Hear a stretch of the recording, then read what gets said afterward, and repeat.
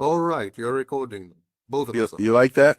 Hey, keep this part in, by the way, on your end. Keep this part in. I want to keep the whole structure. I upload raw. I need it. No, I like it. I like it. Everybody, I want everybody to know I am honored to get Sam again in the morning, and I had a nice brief conversation about how much I adore him, and I'm gonna build an entire wing of the studio dedicated to you, Sam, because I got to YouTube. If you are traumatized.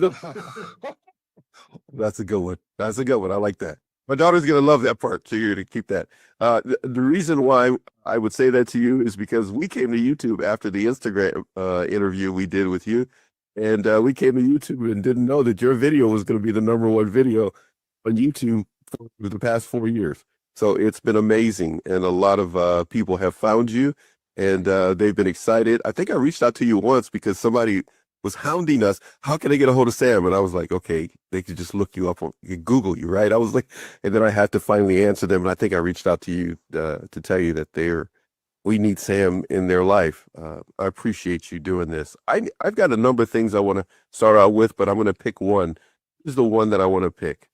A number of people have reached out to us of a younger generation when they have never heard of your book before. And so could you kind of give an overview of the benefits of your book? Because a lot of people have books out there. And the reason that I'm excited to have you is because I can always count on you to be honest and tell the truth about narcissists. I'm not calling everybody else a liar, so don't send me no hate mail. Give us the truth about narcissism and what your book provides for the community and for the world. No, thank you for the plug, but my book is Malignant Self-Love, Narcissism Revisited. It's the first book ever written about narcissistic abuse. I was the first to describe narcissistic abuse in the 90s, starting in the 80s, actually. So it's a bit of a pioneering book, but it's now in its 10th edition, and it includes basically all the language that everyone is using today. It's the mothership of pathological narcissism. I've never thought about using that, but now that you said it, I'm going to use it in my advertising for this, the mothership. I love the way you said that. I love that. Historically speaking, it's the first book ever written about the topic, and for 10 years, the only book ever written about this topic. And then, there was other people adopted the language, then they adopted the message in the book. The message in the book is basically that if you have a narcissist in your life, the only viable strategy is no contact. And another innovation in the book, because up to that point, mental health practitioners and professionals were recommending reconciliation. They were recommending compromise. They were recommending negotiation. They were recommending, period of cooling off and everything, which is absolutely the wrong advice in the case of narcissism. So this book is a pioneering thing. And over the years, I'm in this racket for 30 years. I've been doing it for 30 years. Okay.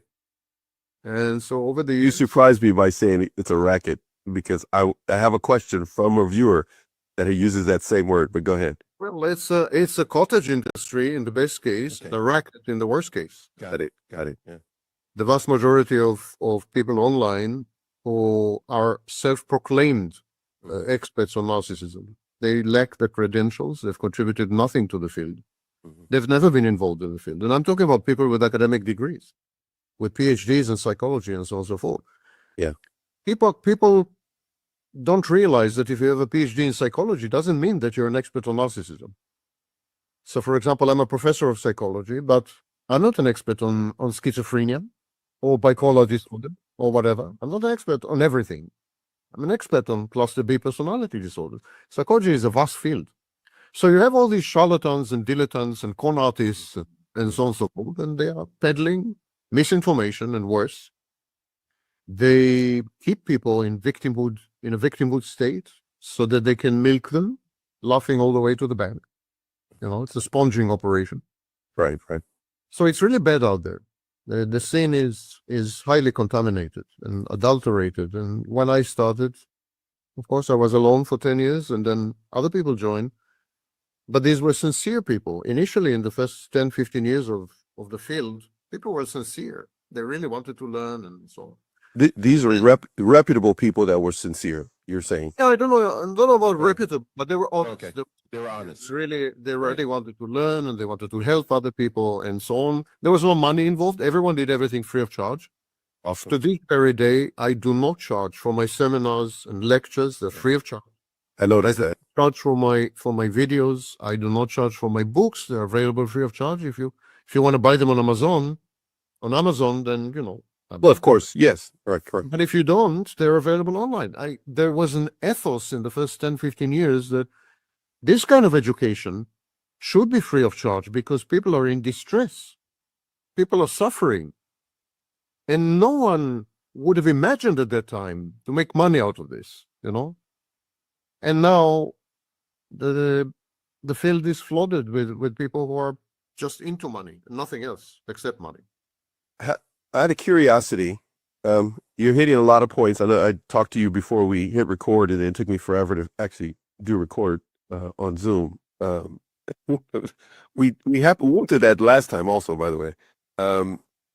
How does that make you feel? Or I'm hearing your thoughts on it. Is this a disgusting type of behavior that you're seeing from people who are taking advantage, keeping people stuck in victimhood? I'm angry. I'm very angry. This whole thing is my brainchild, basically. I invented 90% of the language in use today. I was the first to describe narcissistic abuse and everything. And I gave it all free. And I had hoped that many people would join me and become a global movement and would be helping millions of people. Money never entered the. I never thought about money, and neither did anyone else.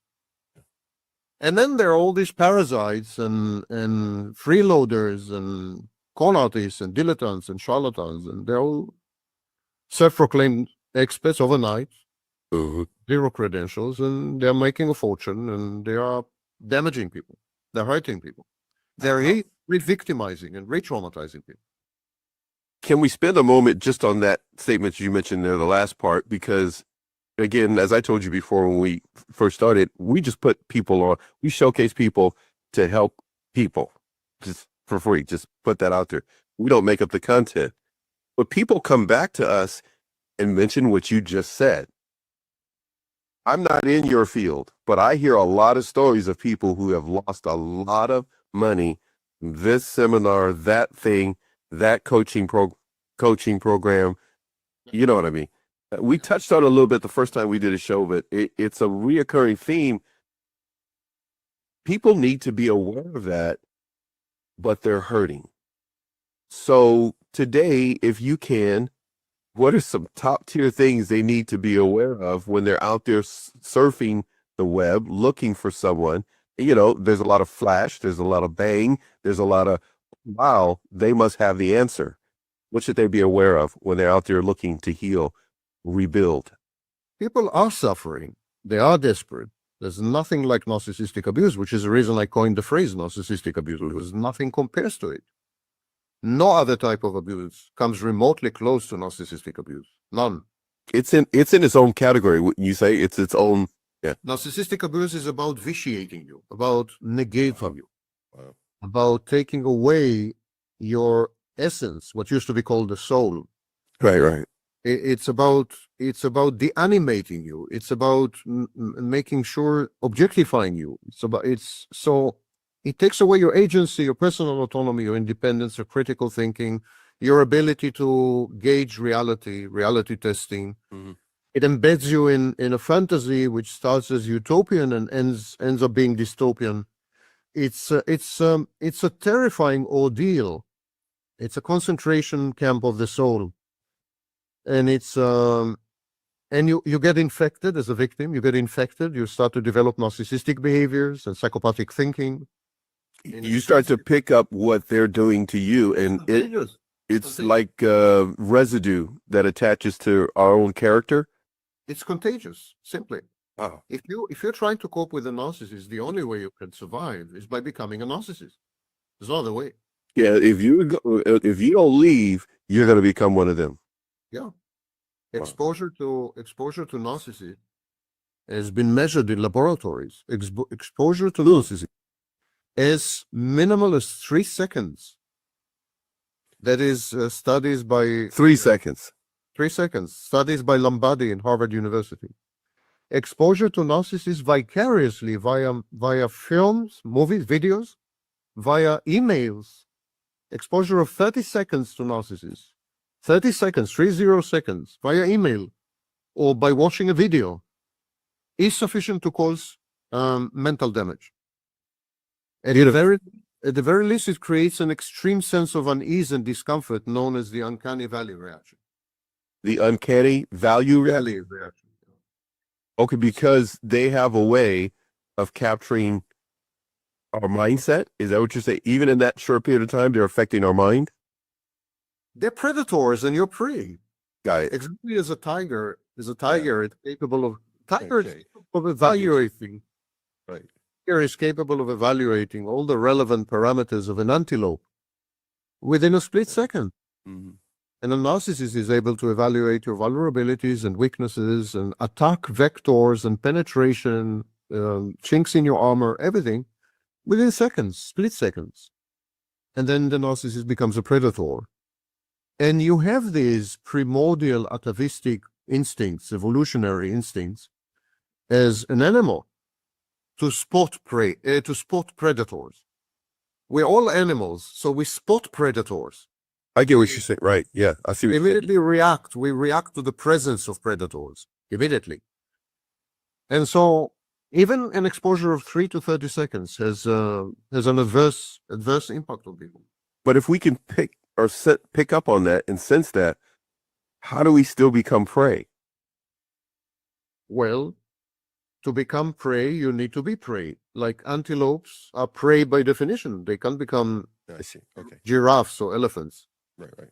So in order to become prey, there's probably a confluence of personal biography, traits, specific traits, experience, life experience, conditioning, and so on and so forth, which render you vulnerable to the predation of the narcissist. Of a narcissist, before you ever meet that narcissist for 3 seconds or 30 seconds, there's a culmination of circumstances and situations that led up to that. And by the way, You're likely to have grown up in a dysfunctional family. You're likely to have suffered some kind of love deficit.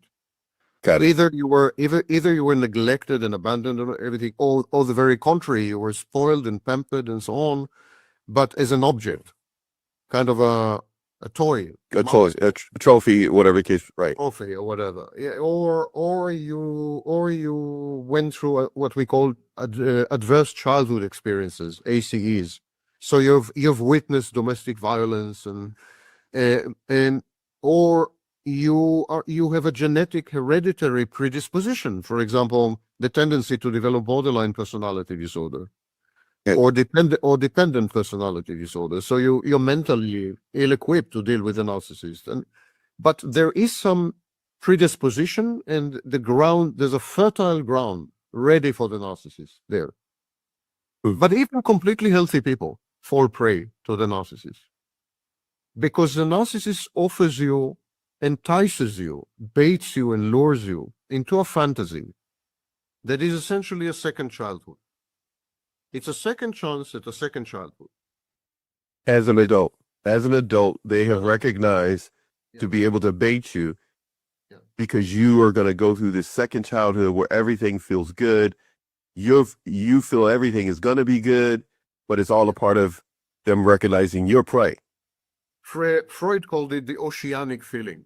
Oceanic feeling. Okay. The oceanic feeling. The narcissist essentially provides you with a maternal function. He offers you, for example, unconditional love. The narcissist idealizes you the way a mother idealizes her newborn. So there is this offer on the table. If you agree to become dependent and submissive, if you agree to suspend critical judgment and your agency, I'm going to be your mother. And I'm going to be a perfect mother. Got it. I'm going to love you unconditionally. I'm going to idealize you. And I'm going to grant you access to the idealized version of you through my gaze. Got it. This is irresistible. It's an irresistible proposition. And so even healthy people fall prey. And so the shared fantasy, the narcissist shared fantasy, this this